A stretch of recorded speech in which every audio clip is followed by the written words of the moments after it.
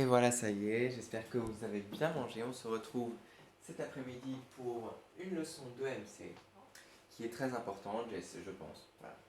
C'est une leçon qui a un peu un titre compliqué, comme toutes les leçons d'aujourd'hui finalement. Le fonctionnement des institutions françaises. Le fonctionnement, ça veut dire comment ça marche. Française, vous connaissez.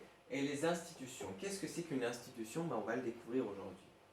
Objectif de la séance, c'est que vous compreniez comment fonctionnent les institutions françaises. Voilà. Qu'est-ce que c'est, etc. Alors, je vais vous raconter déjà au début une petite histoire. Est-ce que vous savez ce que c'est qu'un dictateur? Alors,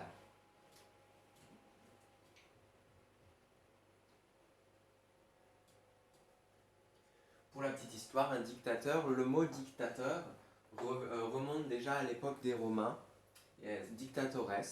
En fait, c'était normalement, il y avait un conseil, c'est-à-dire un ensemble de 9 personnes, je crois, je ne sais plus, qui dirigeait Rome.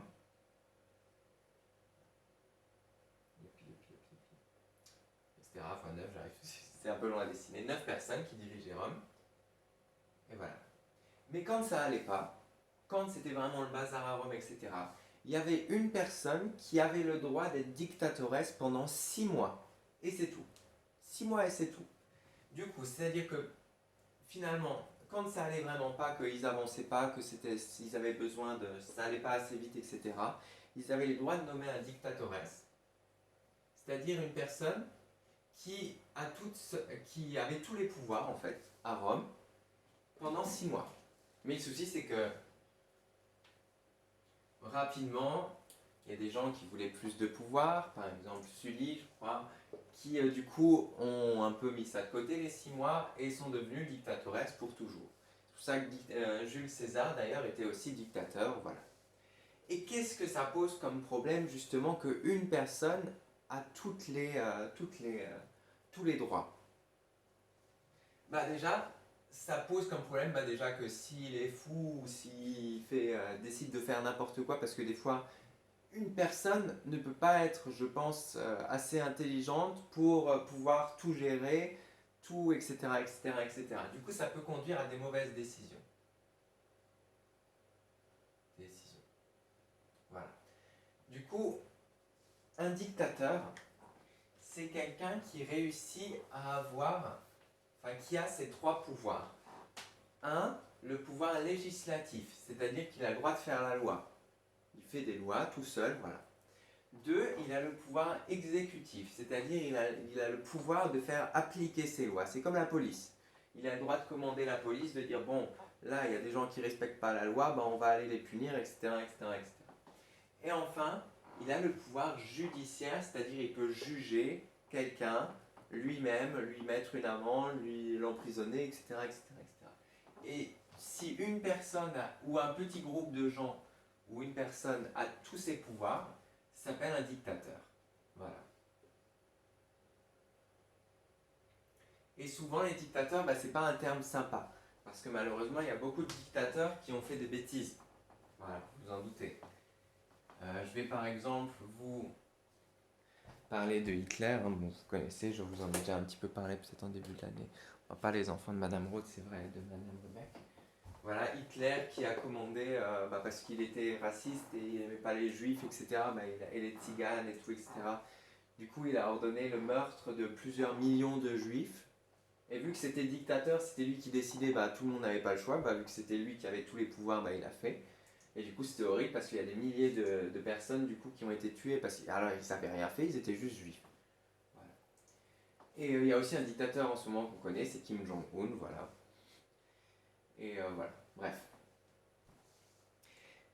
Comment la France s'est donc protégée des dictateurs? Parce qu'en France, on ne veut pas trop avoir de dictateur parce qu'on a peur de quelqu'un qui prend tous les pouvoirs et qui pourrait faire n'importe quoi. On va découvrir ça aujourd'hui, comment est-ce que la France est protégée des dictateurs. Ok? C'est l'objectif de notre séance, de découvrir comment marchent les institutions françaises. Les institutions françaises, c'est ce qui nous protège du coup, des dictateurs. Alors, premier exercice, petit.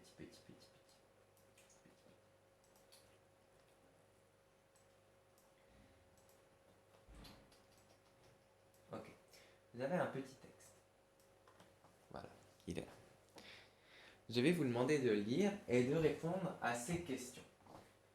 Du coup, 1. Associer à chaque mot souligné dans le texte à la définition qui correspond. Du coup, vous devez trouver quel mot va avec quelle définition. Les deux définitions sont là, les mots sont là. Ensemble des structures et des personnes qui font fonctionner un pays, et texte qui définit le mode de gouvernement d'un pays et le droit de ses citoyens, c'est-à-dire des gens qui y vivent. Je vous laisse lire le texte et essayer de me répondre du coup à cette première question. Allez-y. Mettez la vidéo en pause comme d'habitude.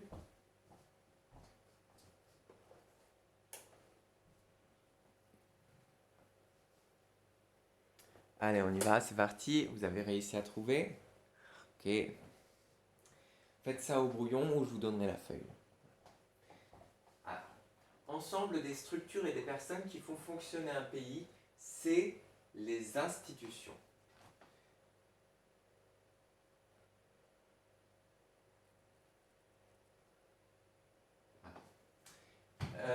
Là, ils nous disent la Constitution du 4 octobre 1958 définit le fonctionnement des institutions de la Ve République. Du coup, ça dit comment marche la République. Du coup, le texte qui définit le mode de gouvernement d'un pays et les droits de ses citoyens, ça s'appelle la Constitution.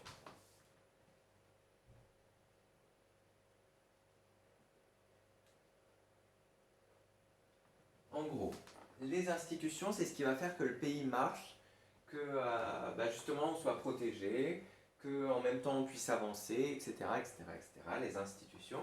Et la Constitution, c'est un texte qui a été écrit en 1958 qui explique comment doit être la France, comment elle marche, etc. Voilà. Et maintenant, il y a l'autre partie du texte qui parle du président, qui parle du Premier ministre, du Parlement, etc., etc. Et avec ce texte, vous allez donc devoir répondre à ces questions. Les questions sont là.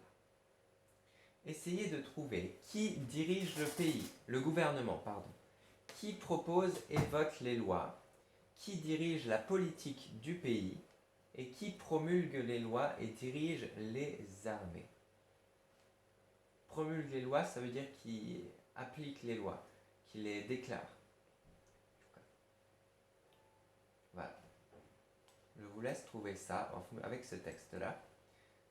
Essayez de trouver qui dirige le gouvernement, qui propose et vote les lois, qui promulgue les lois et dirige les armées, qui dirige la politique du pays. Je vous affiche ça un petit peu. Et voilà le texte. A tout de suite.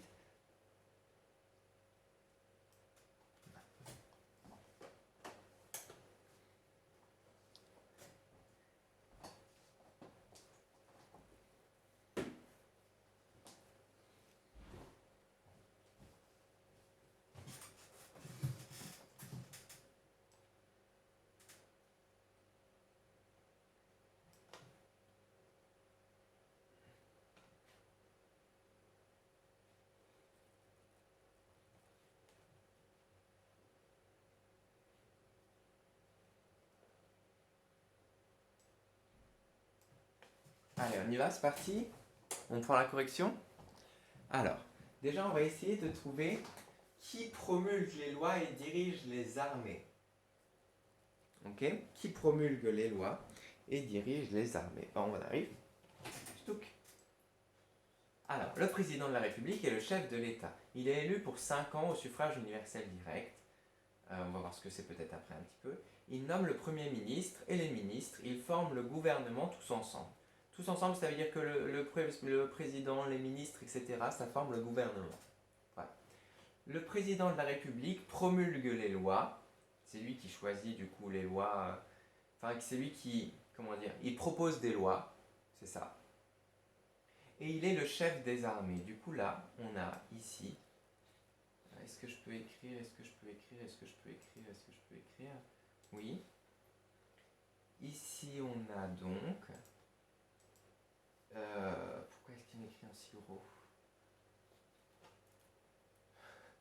C'est ridicule. Il ne veut pas me le faire en plus petit. Hein, bon. Le plus simple, c'est que je l'écris au tableau. En bas, on a donc ici le président, qui promulgue les lois, qui propose des lois et qui dirige les armées. Est-ce qu'il y a moyen de le faire plus petit? 6 et 8. Ok, le président. Voilà. Ok. Ensuite, qui dirige le gouvernement? Alors, le Premier ministre dirige le gouvernement qui conduit la politique de la France. Ça veut dire que le gouvernement, c'est-à-dire l'ensemble du président, de ses ministres, etc., c'est le Premier ministre qui les dirige. Du coup, qui dirige le gouvernement? C'est le Premier ministre. J'ai pas trop la place, je mets le Premier ministre. Voilà. Qui propose et vote les lois? Alors, le Sénat et l'Assemblée nationale sont deux assemblées qui forment le Parlement. Voilà. Elles proposent et votent les lois. Du coup, qui propose et vote les lois? C'est le Sénat et l'Assemblée nationale. Le Sénat et l'Assemblée nationale.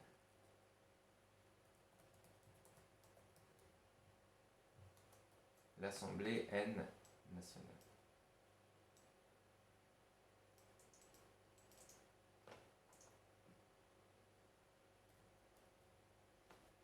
Le Sénat et l'Assemblée nationale proposent des lois et votent les lois. Okay. Et enfin, qui dirige la politique du pays? C'est une question. Les actions du gouvernement, voilà. Du coup, c'est le Parlement qui dirige la politique du pays. Je vais juste vérifier. Voilà. Du coup, bref, c'est le Parlement qui dirige. Et on va voir ensemble ce qu'est le Parlement. Hop là. Donc on a bien pris la correction, c'est bon, vous avez bon. Allez, tout effacé. Ok. On va arriver à ce petit schéma. Maintenant. Arrête de vouloir écrire.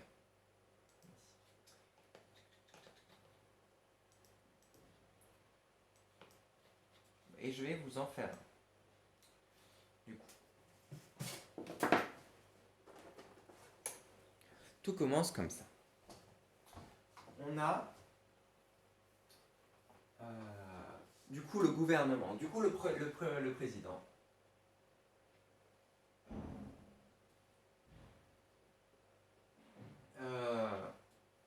Il se fait voter par nous.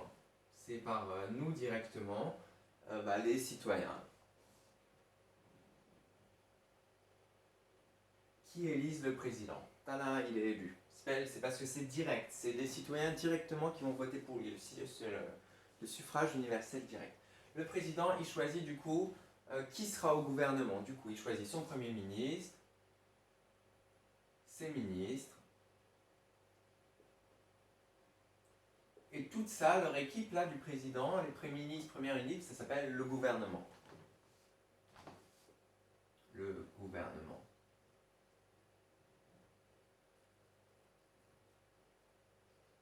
Et imaginons maintenant que le président il veut faire une loi. Je sais pas moi, une loi. Loi. Je vais essayer de trouver une loi un peu drôle. Une loi pour que tout le monde fasse un instrument de musique. Tout le monde puisse faire de la musique en France. Ok, c'est une bonne loi. Ça va? Tout le monde puisse avoir un instrument de musique chez soi et faire de la musique en France. C'est sympa comme loi. Ok. Cette loi, il ne peut pas l'appliquer, il ne peut pas la faire lui-même parce qu'il n'est pas un dictateur. Il va devoir demander à une grosse machine qui s'appelle le Parlement.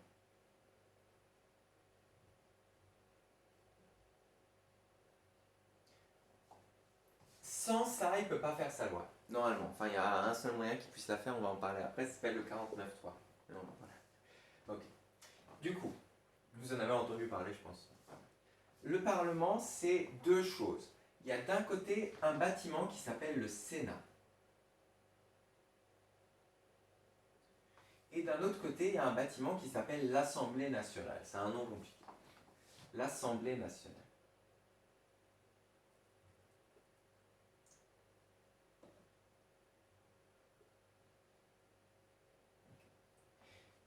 À l'Assemblée nationale, il y a des députés maires dedans.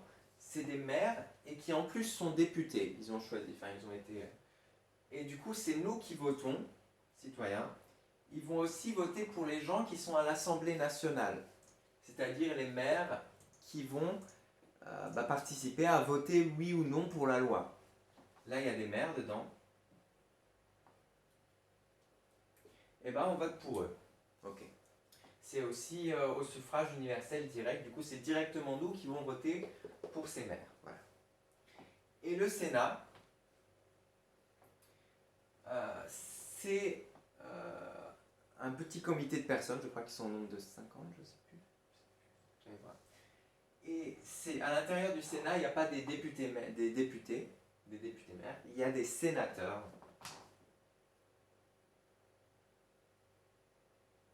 Et des sénateurs, c'est des personnes qui sont votées, élues par des députés. Voilà. Ils ne sont pas élus par nous, les sénateurs.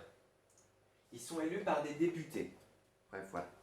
Et tout ça, c'est le Parlement. L'Assemblée nationale avec des maires, députés maires et les sénateurs qui forment le Sénat, qui sont votés par les députés maires, bah, ça forme le Parlement. Bref, c'est un peu le... Voilà. Du coup, si notre président, bah, il veut faire une loi, il l'envoie pouf au Parlement. Alors elle passe d'abord par l'Assemblée nationale. L'Assemblée nationale dit si elle veut rajouter des... J'espère que la vidéo marche, Si elle veut rajouter des choses aussi dans la loi, bah ouais, bah moi, je veux aussi que les gens puissent choisir en plus l'instrument de musique qu'ils veulent. Et qu'en plus, bah, ça peut être un instrument cher, pas cher, etc. Et puis ensuite, du coup, ils voient si ça leur plaît, ils modifient ou pas. Et ensuite, c'est le Sénat qui s'occupe de dire, lui, si tiens, bah, nous aussi, est-ce que ça nous plaît ou pas, etc. Est-ce qu'on veut rajouter des choses, etc. Et enfin, ils votent. Ils votent, tout le monde vote au Parlement, c'est-à-dire dans les deux bâtiments. Est-ce qu'on est pour la loi ou pas? Oui, on est pour la loi. Et voilà, du coup, s'ils sont pour la loi, pouf, la loi est adoptée. Tout le monde a le droit d'avoir des instruments de musique en France. Et ensuite, c'est les policiers, etc., qui s'assurent de vérifier que la loi est bien respectée. Mais si ils ne sont pas d'accord, par exemple, je crois que si les... je sais plus, il y a un truc comme quoi, il me semble que si l'Assemblée nationale est d'accord et le Sénat n'est pas trop d'accord, c'est quand même l'Assemblée nationale qui gagne. Je sais plus. Mais il y a... Bref, voilà. C'est à peu près comme ça que ça marche un peu ce micmac. Comment faire une loi, vous savez maintenant. Vous êtes président de la République, voilà. Et voilà. Je vous mettrai une vidéo pour résumer tout ça qui est très bien faite ce soir, si vous voulez la regarder en plus. Voilà. Et je vais vous présenter maintenant notre schéma qui va faire notre petite leçon. Ok? À tout de suite. Et voilà, du coup, on se retrouve du coup pour la suite. C'est super, j'ai pu mettre la vidéo en pause. Et je vais vous demander du coup de compléter ce schéma qui fait un beau résumé de la leçon. Du coup, on a le qui nomme le Dans le il y a le et les Ensuite, il y a le Dans le il y a le et le Puis ensuite, là, on a aussi tous ceux qui s'occupent de la justice, c'est-à-dire les juges et les magistrats, qui eux n'ont rien à voir avec ça, ils sont indépendants, ils se font pas... Enfin bref, voilà. Ils sont plutôt indépendants en tout cas. Après, ils appliquent aussi la loi, quoi. La loi qui est faite par j'ai pas le droit de vous donner le nom, mais voilà. C'est pas vrai, c'est pas... Ils doivent appliquer la loi qui a été faite par les magistrats et les juges. Voilà. Et ensuite, on a les citoyens qui votent et voilà, je crois que ça nous fait une bonne leçon avec plein de dedans. Je vais juste vous montrer encore après une petite vidéo toute rapide où je vais vous montrer à quoi ça ressemble le Sénat, l'Assemblée nationale, etc. etc. Et non, mais je vous ai pas spoilé, c'est juste les mots que je vous ai mis en dessous. Allez, bon courage à vous et vous aurez la correction ce soir.